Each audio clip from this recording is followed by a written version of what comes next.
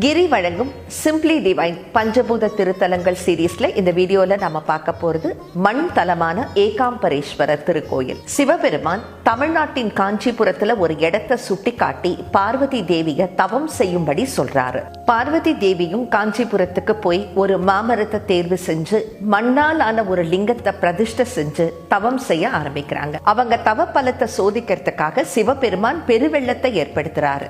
மண்லிங்கம் கரைஞ்சிடக்கூடாதுன்னு பார்வதி அதை நெஞ்சோட அணைச்சு வச்சு காப்பாத்துறாங்க. பார்வதி தேவி கட்டி அணைத்த அந்த தடத்தை இன்னைக்கும் நம்மால அந்த லிங்கத்துல பார்க்க முடியும். அவங்க தவம் செஞ்ச மாமரமே இந்த இடத்துடைய தல விருட்சம்.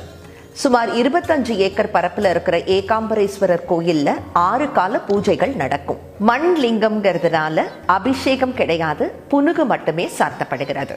ராமபிரான் சகஸ்ர லிங்கத்தை வழிபட்டதும், கச்சியப்ப சிவாச்சாரியார் கந்த புராணம் இயற்றியதும்,